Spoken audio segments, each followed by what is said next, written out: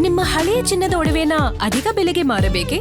ಆಟಿಕಾಗೆ ಕಾಲ್ ಮಾಡಿ 8880 Attica gold company. ಎದೆ ನೋವು ಅಂತ ಬಂದಾಗ ಸಾಕಷ್ಟು ಜನ ಎದೆ ನೋವು ಅಂತಿರ್ತಾರೆ. ಅದಾದ ನಂತರ ಗ್ಯಾಸ್ಟ್ರಿಕ್ ಅಂತ ಹೇಳಿ ಕೇರ್ಲೆಸ್ ಎಲ್ಲ ಮಾಡ್ತಾ ಇರ್ತಾರೆ. ಎದೆ ನೋವು ಅಂತ ಬಂದ್ರೆ ಅದು ಯಾವಾಗ ಹೃದಯ ಸಮಸ್ಯೆಯ ಸೂಚನೆ ಆಗಬಹುದು ಅಂತ? ಖಂಡಿತ ಇದು ಬಹಳ ಒಳ್ಳೆ ಪ್ರಶ್ನೆ, ಎಲ್ಲರೂ ಅರ್ಥಕೊಳ್ಬೇಕಾದಂತ ವಿಚಾರ. ಎದೆ ನೋವು ಅಂತಂದ್ರೆ ಮಧ್ಯಭಾಗದಿಂದ ಬಂದು ಎಡಭಾಗಕ್ಕೆ ಬಂದು ಎಡಗೈಗೆ ಎಡಭುಜ ಮತ್ತೆ ಬೆನ್ನು ಮತ್ತೆ ಎಡಕತ್ತು, ಈ ಜಾ ಅಂತಂದ್ರೆ ಇದಕ್ಕೆ ಕೆಳಗಡೆ ಮಾತ್ರ ಇರುತ್ತೆ.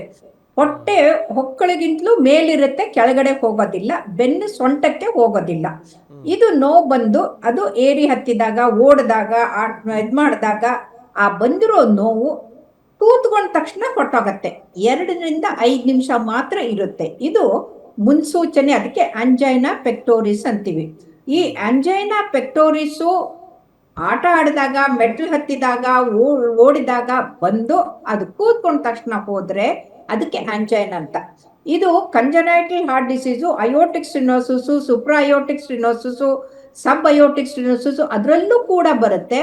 ಅಂಥವ್ರಿಗೆ, ಆ ಮಕ್ಕಳಿಗೆ ಏನೋ ನಾಟಕ ಆಡ್ತಾ ಇದ್ದೇನೆ, ಸುಳ್ಳು ಹೇಳ್ತಾ ಇದ್ದೇನೆ ಅಂತ ನೆಗ್ಲೆಕ್ಟ್ ಮಾಡ್ದೇನೆ ತಕ್ಷಣಕ್ಕೆ ಕರ್ಕೊಂಡು ಹೋಗಿ ECG ಎಕೋ ಮಾಡಿದ್ದೆ ಆದ್ರೆ ಒಳಗಡೆ ಇರೋ ಕಾಯಿಲೆ ಅವ್ರಿಗೆ ಗೊತ್ತಾಗತ್ತೆ. ಇಲ್ಲ ಅಂತಂದ್ರೆ ಮಕ್ಕಳು ಸಾಮಾನ್ಯವಾಗಿ ಹೊಟ್ಟೆ ನೋವು ಅಂತಂದ್ಬಿಟ್ಟು ಸ್ಕೂಲ್ ತಪ್ಪಿಸ್ಕೊತಾರೆ, ಆದ್ರೆ ಎದೆ ನೋವು ಅಂತ ಹೇಳೋದಿಲ್ಲ. ಎದೆ ನೋವು ಹೇಳಿ ಆಗ್ಲೇ ಪ್ರಿಯಾಂಕಾ ಅವ್ರು ಹೇಳಿದಾಗೆ ಸುಸ್ತಾಗ್ತಾ ಇದ್ದು, ಮೈ ಬೆವರ್ತಾ ಇದ್ರೆ ಅವೆಲ್ಲ ಕೂಡ ಇದು ಗುಣಲಕ್ಷಣ ಅಂತ ತಿಳ್ಕೊಳ್ಬೇಕಾಗತ್ತೆ. ಇನ್ನು ಗ್ಯಾಸ್ಟ್ರಿಕ್ಗೂ ಮತ್ತೆ ಈ ಆಂಜೈನಗೂ ವ್ಯತ್ಯಾಸ ಹೇಗಂದ್ರೆ, ಯಾವಾಗ ಹೊಟ್ಟೆ ಹಸ್ದಿರುತ್ತೋ, ಆಸಿಡಿಟಿ ಜಾಸ್ತಿ ಆಗುತ್ತೋ ಆವಾಗ ಹೊಟ್ಟೆ ಉರಿ ಬರ್ಬೋದು. ಯಾವಾಗ ಮಿತಿಮೀರಿ ತಿಂದು ಕಂಠಪೂರ್ತಿ ತಿಂದಿರ್ತಾರಲ್ಲ ಆವಾಗ ಹೊಟ್ಟೆಲಿರೋ ಆಹಾರ ಆಸಿಡ್ ಜೊತೆಗೆ ಎದೆ ಮೇಲೆ ಅಂತಂದಾಗ ಮೇಲೆ ಬಂದು ಎದೆ ಉರಿ ಬರುತ್ತೆ. ಇದು ಆಹಾರಕ್ಕೆ ಒಂದು ಸಂಬಂಧ ಇರುತ್ತೆ. ಇನ್ನು 3ನೇದು ಅಂತಂದ್ರೆ ಅವ್ರಿಗೆ ಬೇರೆ ಎಲ್ಲೋ ನೋವಿದ್ದನ್ನ ಎಲ್ಲಾ ಎದೆದು ಅಂತ ಅನ್ಕೋಬಾರ್ದು. ಬಲಗಡೆಗೆ ಭಾಗಕ್ಕೆ ಬಂದು, ಬಲಗೈಗೆ ಬಂದು, ಅಥವಾ ಹೊಟ್ಟೆಗೆ ಬಂದು, ಅಥವಾ ಸೊಂಟಕ್ಕೆ ಬಂದ್ರೆ ಅದು ಹಾರ್ಟ್ ಅಲ್ಲ ಅಂತ. ಸೊ ರಾತ್ರಿ ಹೊತ್ತಿನಲ್ಲಿ ಮಲಗಿದಾಗ ಇಡೀ ದಿನ ನೋವಿರ್ತಾ ಇದ್ರೆ ಅದು ಮಸ್ಕ್ಯುಲರ್ ಪೇನು ಇರ್ಬೋದು, ಸ್ಕೆಲಿಟೋ ಮಸ್ಕ್ಯುಲರ್ ಅಂದ್ರೆ ನರಗಳದು ಕೂಡ ಇರುತ್ತೆ. ಹಾಗಾಗಿ ನಾವು ಯಾವುದೇ ಡಾಕ್ಟರ್ ಹತ್ರ ಹೋದಾಗ ಒಂದು ಹಿಸ್ಟ್ರಿ ತಗೊಂಡ್ಬಿಟ್ರೆ ನಮಗೆ ಗೊತ್ತಾಗ್ಬಿಡುತ್ತೆ ಇದು ಹಾರ್ಟ್ದೋ ಅಲ್ವೋ ಅಂತ ಗೊತ್ತಾಗತ್ತೆ. ಆವಾಗ ಹಾರ್ಟ್ ಇದೆ ಅಂತಂದ್ರೆ ECG ಎಕೋ ಬ್ಲಡ್ ಟೆಸ್ಟ್ ಎಲ್ಲ ಮಾಡಿ ನೋಡ್ತೀವಿ. ಇಲ್ಲ ಅಂತಂದ್ರೆ ಮಲಾಮು ಕೊಟ್ಬಿಟ್ಟು ಮಾತ್ರೆ ಕೊಟ್ಟು ಮನೆ ಕಳಿಸ್ತೀವಿ. Yes ma'am. ಪ್ರಿಯಾಂಕಾ ಮ್ಯಾಮ್, ಈಗ ಶಾಲೆಗೆ ಮತ್ತು ಕಾಲೇಜುಗಳಿಗೆ ಸಾಕಷ್ಟು ಜನ ಮಕ್ಕಳು ಹೋಗ್ತಾ ಇರ್ತಾರೆ. ಅವರ ಆರೋಗ್ಯ ತಪಾಸಣೆ ಎಷ್ಟು ಮುಖ್ಯ ಶಾಲಾ ಕಾಲೇಜುಗಳಲ್ಲಿ? ವೆಲ್ನೆಸ್ ಚೆಕಪ್ ಅನ್ನೋದು ಹಾಫ್ ದ ಟೈಮ್ ನಾವು ತುಂಬ ಕಾಯಿಲೆಗಳನ್ನು ಈ ವೆಲ್ನೆಸ್ ಚೆಕಪ್ಗಳಲ್ಲೇ ಪಿಕ್ ಮಾಡ್ತೀವಿ. ಎಸ್ಪೆಷಲಿ ಒಬೆಸಿಟಿ ಅಥವಾ ಈ ಪ್ರೀ ಡಯಾಬಿಟಿಕ್ ಸ್ಟೇಜಲ್ಲಿ ಇವಾಗ ಸದ್ಯಕ್ಕೆ ಎಸ್ಪೆಷಲಿ ಕಾಲೇಜ್ ಗೋಯಿಂಗ್ ಕಿಡ್ಸಲ್ಲಿ ಎಷ್ಟು ಮುಖ್ಯ ಅಂದರೆ ಪ್ರತಿ 6 ಮಂತ್ಸಿಗೆ ಒಂದ್ಸತಿ ಅಟ್ಲೀಸ್ಟ್ ಮಕ್ಕಳದು ಹೈಟ್, ವೇಟು ಇದೆಲ್ಲ ಒಂದು ಗ್ರೋತ್ ಚಾರ್ಟ್ ಮಾರ್ಕ್ ಮಾಡಿ ಇಟ್ಕೊಳ್ಳೋದು, to see the pace of their growth ಅಂತ ಹೇಳ್ತೀವಿ. ಅಂದರೆ ಎಷ್ಟು ಬೆಳವಣಿಗೆ ಆಗ್ತಾ ಇದ್ದಾರೆ ಇದೆಲ್ಲ ನೋಡೋದು ತುಂಬ ಮುಖ್ಯ. ಇದರಿಂದನೇ ನಮಗೆ ಅವ್ರದ್ದು ಹೈಟ್ ವೇಟ್ ಒಂದೇ ಅಲ್ಲ, ಆಲ್ಸೋ ಅವ್ರದ್ದು ಬೇರೆ ಬೇಸಿಕ್ ಟೆಸ್ಟ್ ಲೈಕ್ ಈ ಹಿಮೋಗ್ಲೋಬಿನ್ ನೋಡೋದು ಅಥವಾ GRBS ಅಥವಾ ಶುಗರ್ ಚೆಕ್ ಮಾಡಿಸೋದು, ಇದರಿಂದ BP ಎಸ್ಪೆಷಲಿ BP ರೆಕಾರ್ಡ್ ಮಾಡೋದು, ಇದರಿಂದ ಪ್ರೀ ಎಕ್ಸಿಸ್ಟಿಂಗ್ ಕಂಡೀಷನ್ಸ್ ಅಥವಾ ಪ್ರೀ ಎಕ್ಸಿಸ್ಟಿಂಗ್ ಏನಾದರೂ ಇಶ್ಯೂಸ್ ಆಗ್ತಾ ಇದ್ರೆ ಡೆಫಿನೆಟ್ಲಿ ಗೊತ್ತಾಗುತ್ತೆ.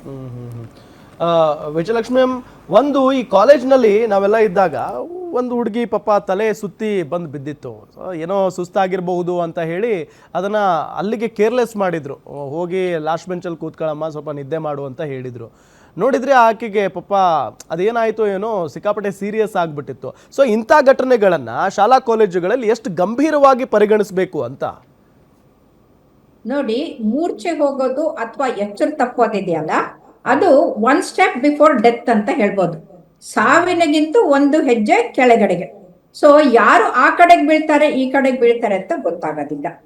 ಈ ಮೂರ್ಛೆ ಹೋಗೋದು ಅಥವಾ ಎಚ್ಚರ ತಪ್ಪಿ ಬೀಳೋದು, ಜ್ಞಾನ ಕಳ್ಕೊಳ್ಳೋದಕ್ಕೆ ಪ್ರಮುಖವಾಗಿ ಶಾಲೆಗೆ ಹೋಗೋ ಹುಡುಗಿಯರು ಏನಾದ್ರು ಆದ್ರೆ ಅವ್ರಿಗೆ ಪೀರಿಯಡ್ಸ್ ಇದ್ದಾಗ ಬ್ಲಡ್ ಲಾಸ್ ಆದಾಗ ಅಥವಾ ಊಟ ಮಾಡದೆ ಬಂದಿದ್ರೆ ಹೈಪೋಗ್ಲೈಸಿಮಿ ಆಗಿ ಕಣ್ಣು ಕತ್ಲು ಬಂದು ಬೀಳೋದು ಅದು ಸಹಜ.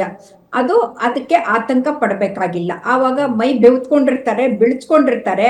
ಸ್ವಲ್ಪ ನೀರು ಚಿಮ್ಕಿಸ್ಬಿಟ್ಟು ಅವ್ರಿಗೆ ನೀರು ಕುಡಿಸಿ ಇದ್ ಮಾಡಿ ಏನಾದ್ರೂ ಕಾಫಿನೋ ತಿಂಡಿನೋ ಕೊಟ್ರೆ ಅವರು ಸರಿಯಾಗಿ ಹೋಗ್ಬಿಡ್ತಾರೆ. ಆದರೆ ಅವರಲ್ಲಿ ಅಯೋಟಿಕ್ ಸ್ಟಿನೋಸಿಸ್, ಸುಪ್ರಾಯೋಟಿಕ್ ಸ್ಟಿನೋಸಿಸ್ ಅಂತ ಹೈಪೋಟ್ರೋಫಿಕ್ ಆಬ್ಸ್ಟ್ರಕ್ಟಿವ್ ಕಾರ್ಡಿಯೋಮಯೋಪತಿ ಇಂಥ ಕಾಯಿಲೆಗಳಿದ್ರೆ ಆವಾಗ್ಲೂ ಕೂಡ ಅವ್ರಿಗೆ ಹೈಪೋಟೆನ್ಷನ್ ಆಗಿ ಅವರು ಹೆಚ್ಚು ತಪ್ಪಿ ಬಿದ್ದಿರ್ತಾರೆ. ಅವರುಗಳನ್ನ ನಾವು ನೆಗ್ಲೆಕ್ಟ್ ಮಾಡಬಾರ್ದು. ಅಂಥವ್ರನ್ನ ತಕ್ಷಣಕ್ಕೆ ಆಸ್ಪತ್ರೆಗೆ ಕರ್ಕೊಂಡ್ ಬಂದು ECG ಮಾಡಿ ಎಕೋ ಮಾಡಿ ಅವ್ರಿಗೆ ತೋರಿಸ್ಬೇಕಾಗತ್ತೆ. ಇನ್ನು ಮೂರನೇದಂದ್ರೆ ಅರಿಥ್ಮಿಯಾ. ನಮ್ಮಲ್ಲಿ ಹೃದಯದಲ್ಲಿ ಕಂಡಕ್ಟಿಂಗ್ ಸಿಸ್ಟಮ್ ಇರುತ್ತೆ, ಮನೆಯಲ್ಲಿ ಹೇಗೆ ವೈರ್ ಇರುತ್ತಲ್ಲ ಹಾಗೆ.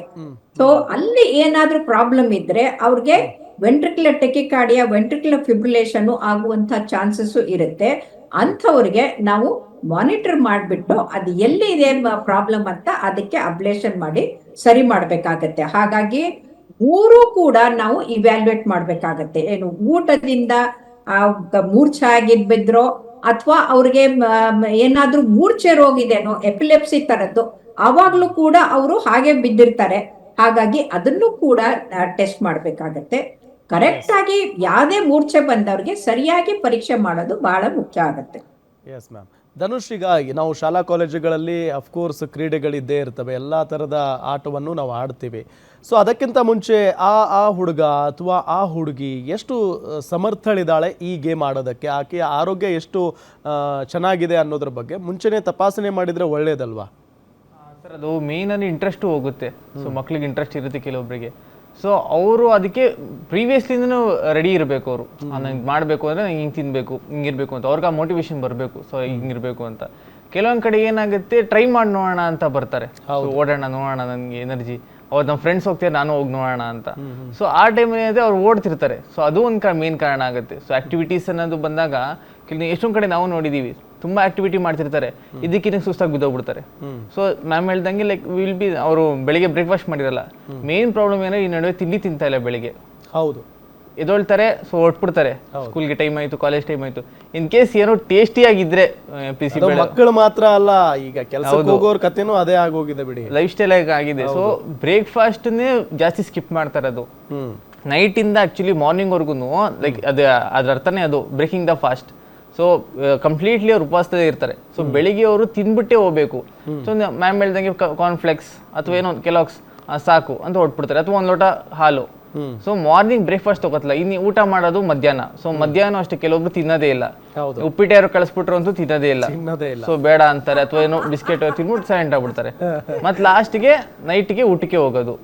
ಸೊ ಆ ನೈಟ್ ಊಟನೂ ಅಷ್ಟೇನೆ, ಅವ್ರಿಗೆ ಏನ್ ಫೇವ್ರೇಟ್ ಬೇಕು ಅದೇನೆ, ಇಲ್ಲಾಂದ್ರೆ ಅದು ಇಲ್ಲ. ಸೊ ಹಿಂಗೆ ಡೈಲಿ ಏನ್ ನ್ಯೂಟ್ರಿಷನ್ ಕೊರತೆಗಳು ಬರ್ತಾ ಇದೆ.